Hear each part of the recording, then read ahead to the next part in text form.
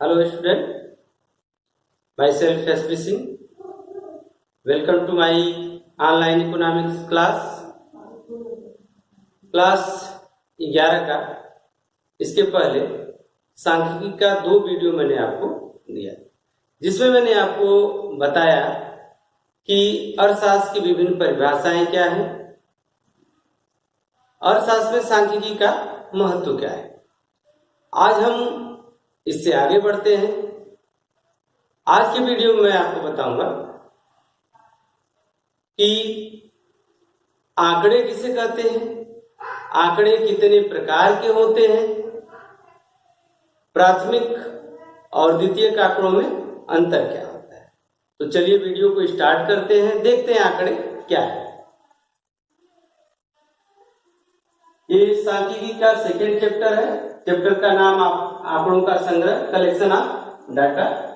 इसमें सबसे पहले हम देखते हैं आंकड़े या समंक या डाटा किसे कहते हैं।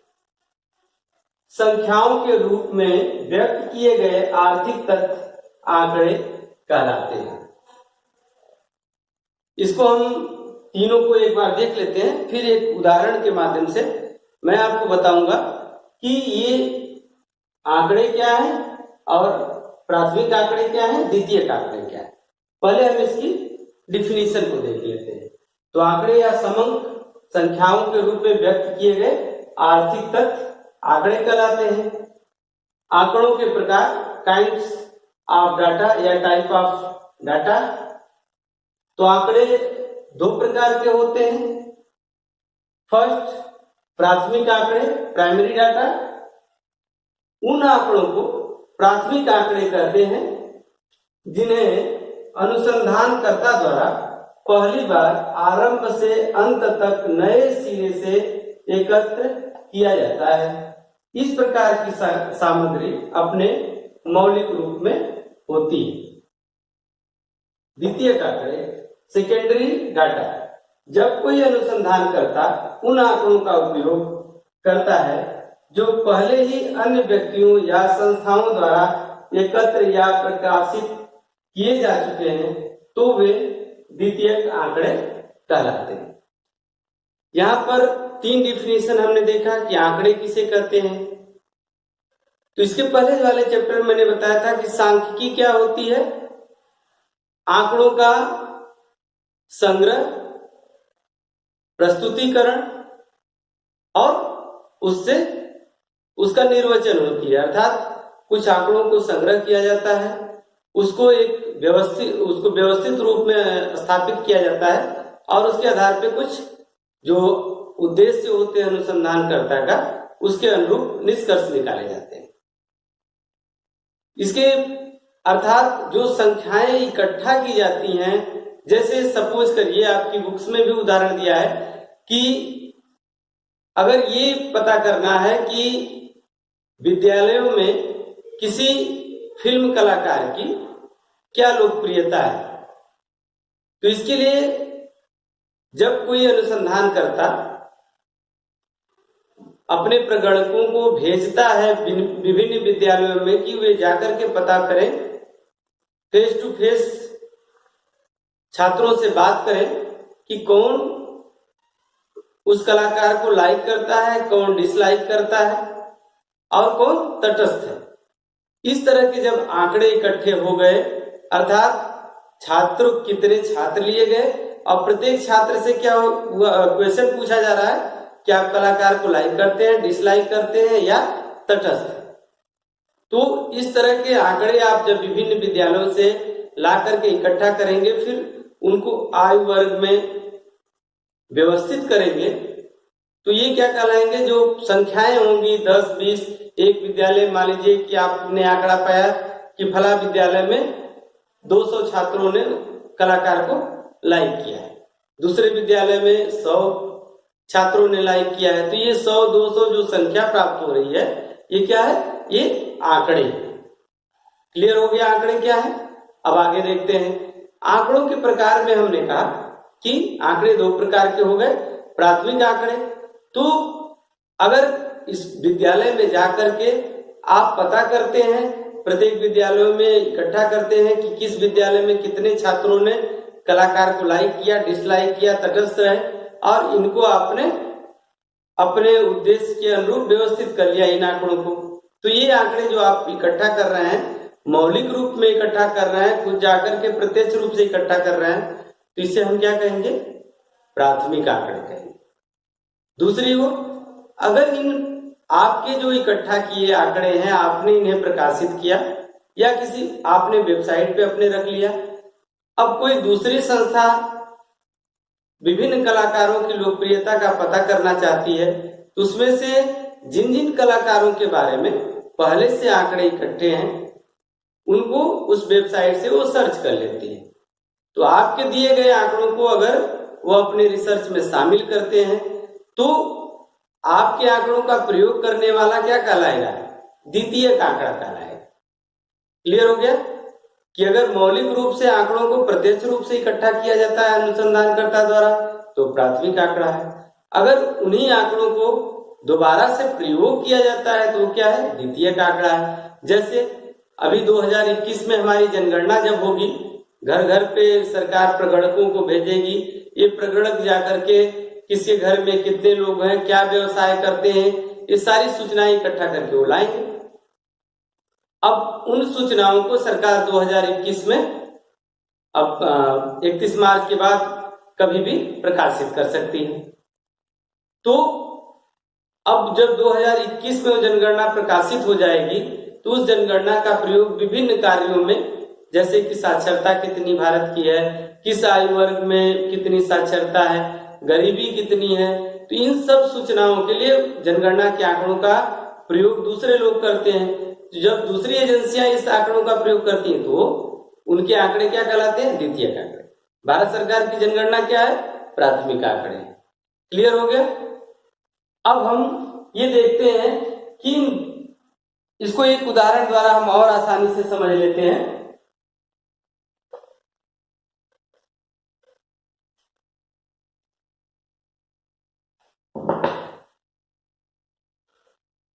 हम भारत में कृषि उत्पादन को लेते हैं या फिर हम विद्यालय का ही ले लेते हैं, हम छात्र ले लेते हैं और दूसरी तरफ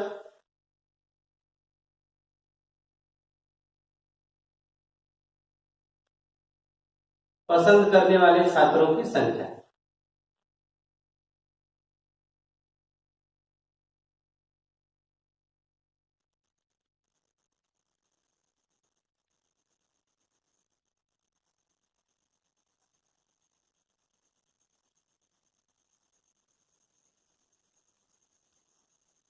ये छात्र हैं और ये किसी विद्यालय है।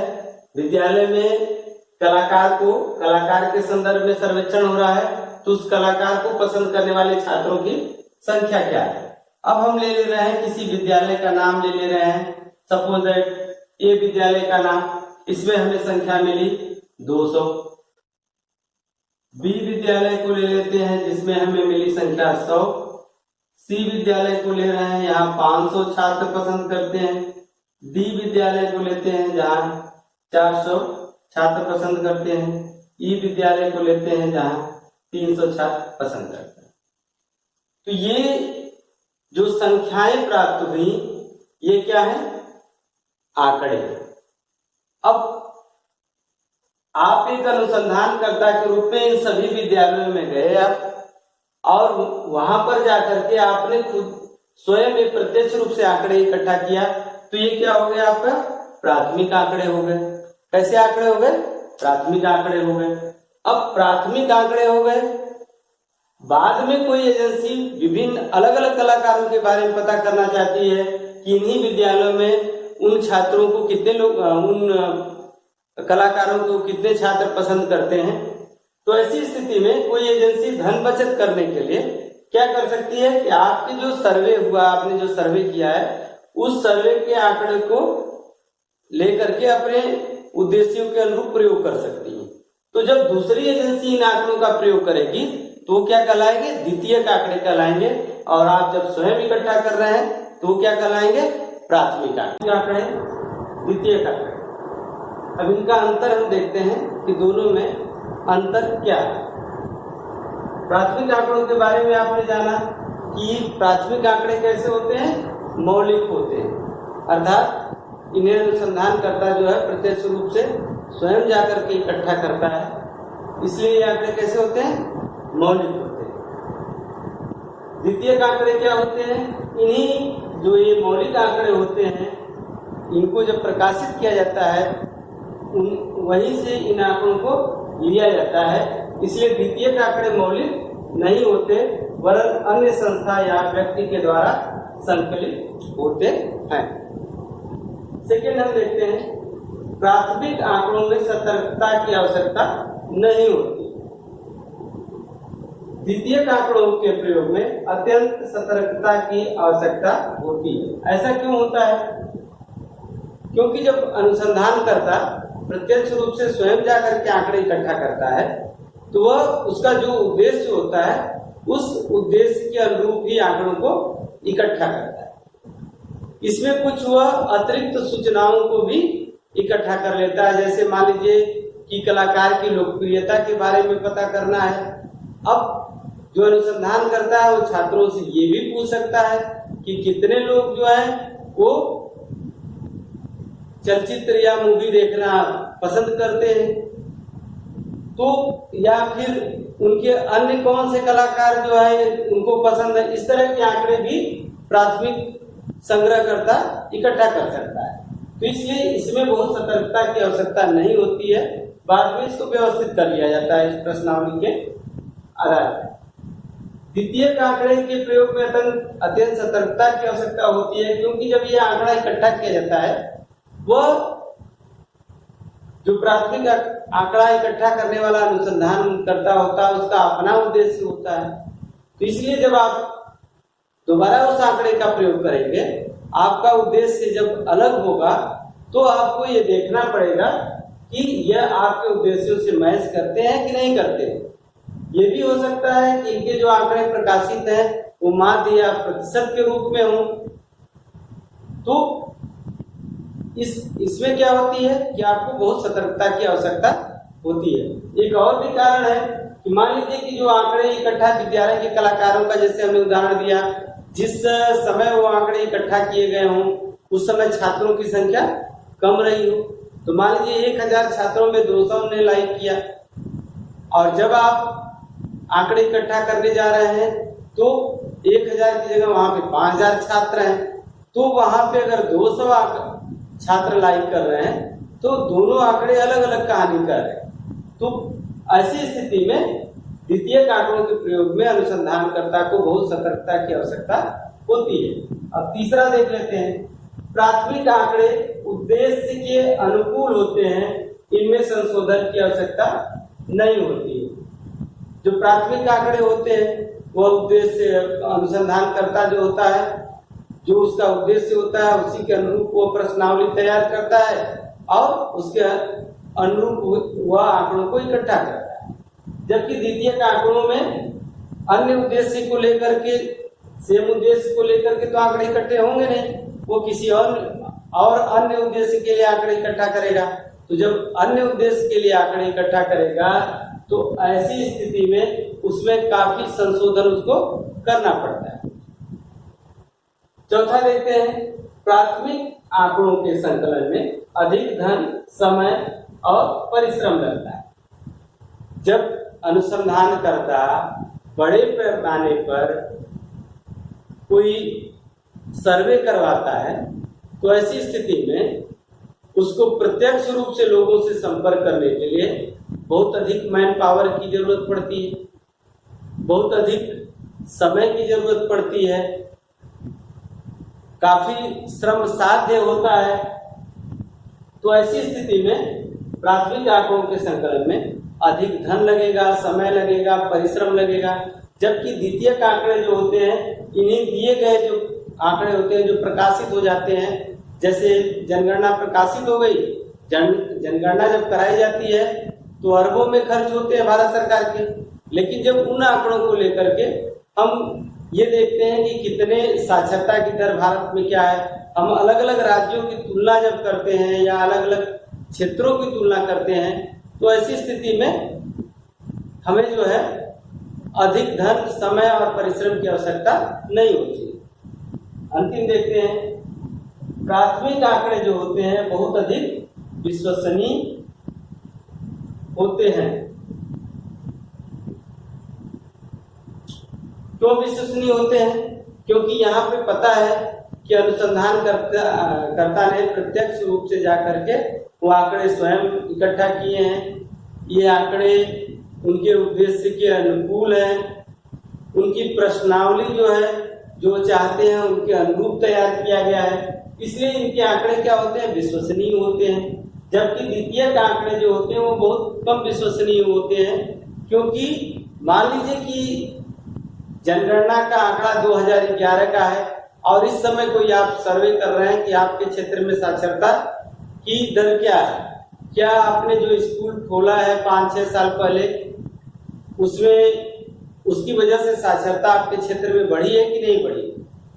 तो आप अगर 2011 की जनगणना को उठा लेते हैं तो आपको उससे कोई मदद नहीं मिलेगी, और अगर निष्कर्ष निकालते हैं उससे तो निष्कर्ष काफी गलत होगा। तो इसलिए प्राथमिक आंकड़े जो होते हैं वो काफी विश्वसनीय होते हैं, जबकि द्वितीयक आंकड़े बहुत कम विश्वसनीय होते हैं। यह निर्भर करता है कि द्वितीयक आंकड़ा जो प्रकाशित करने वाली संस्था है उसने सांख्यिकी विधियों का कितनी ढंग से प्रयोग किया है या नहीं किया। तो आज के वीडियो में हमने ये सीखा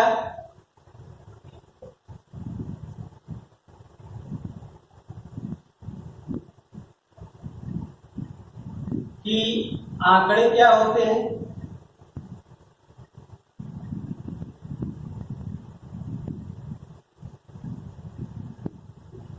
सेकेंड हमने देखा कि आंकड़े दो प्रकार के होते हैं, प्राथमिक आंकड़े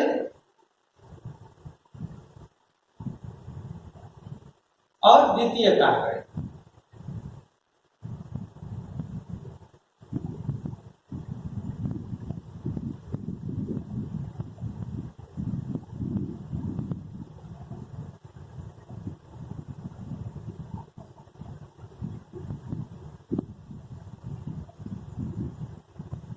और इन दोनों में हमने अंतर जाना कि इन दोनों में अंतर क्या है। अब इससे थोड़ा सा हम ये एक आंकड़े को भी हम आपको एक उदाहरण द्वारा समझा देते हैं कि सपोज करिए कि हमने वर्ष लिया और ये दिखाया कि 1970-71 में उत्पादन जो था खाद्यान्न का वह 118 टन। फिर इसको 1980 और 81 में हमने कहा कि 142 टन था। अब इसको 1990-91 में हमने कहा कि यह 172 टन, और इसको 2001 में हमने कहा कि यह 201 टन है, और 2007-08 में हमने ये कहा कि यह 220 टन। तो यहाँ पर हम देख रहे हैं कि वर्ष हमारा क्या हो रहा है? बदल रहा है। उत्पादन क्या हो रहा है? इसमें अलग अलग दर से उतार चढ़ाव हो रहा है, कभी तेज बढ़ रहा है, कभी धीरे बढ़ रहा है। तो वर्ष यहाँ पर हमारा क्या हो गया? चर हो गया, और इनको हम x, y या किसी अन्य अक्षरों से प्रदर्शित करते हैं। और ये जो संख्यात्मक मान इनका दिया गया है इनको हम क्या करते हैं? आंकड़े कहते हैं। अब ये आंकड़े जो होते हैं, ये आंकड़े भी यहाँ पर हमने तो ये दिखाया कि किस स्रोत से इकट्ठा किए गए हैं। अगर अनुसंधान करता स्वयं इकट्ठा कर रहा है, जो उसके जहाँ आंकड़े जहां से आपको इकट्ठा करने हैं आप वहां प्रत्यक्ष रूप से इकट्ठा करते हैं, प्राथमिक स्रोत से तो प्राथमिक आंकड़े हैं, और अगर प्रकाशित आंकड़े हैं यानी द्वितीयक स्रोत से आप आंकड़ों को इकट्ठा करते हैं तो द्वितीयक से। लेकिन ये आंकड़े अन्य प्रकार से भी विभाजित किया जा सकता है।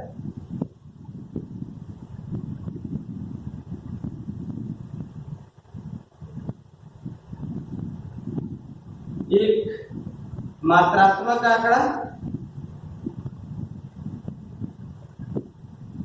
और दूसरा जो होगा गुणात्मक आंकड़ा।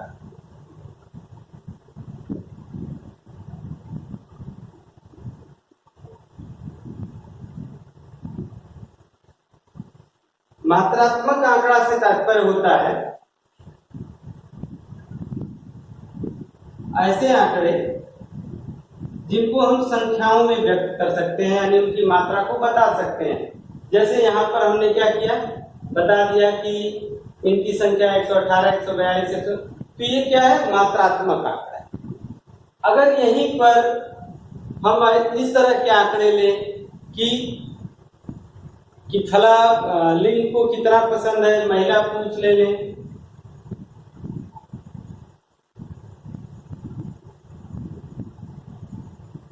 तो ये क्या हो जाएगा, गुणात्मक कथन हो जाएगा। इसी तरह हम कुछ गुणों को ले लें, जैसे किसी स्वाद को ले लें, तो वो क्या हो जाएगा, वो गुणात्मक कथन हो जाएगा। तो वे आंकड़े जिनको मात्रा या संख्या में व्यक्त किया जा सकता है उसे मात्रात्मक आंकड़ा, और जिस संख्या में व्यक्त नहीं किया जा सकता है उसे गुणात्मक आंकड़ा कहते हैं। अब हम ये देखेंगे नेक्स्ट वीडियो में कि इन आंकड़ों को इकट्ठा कैसे किया जाता है, एकत्रित कैसे किया जाता है।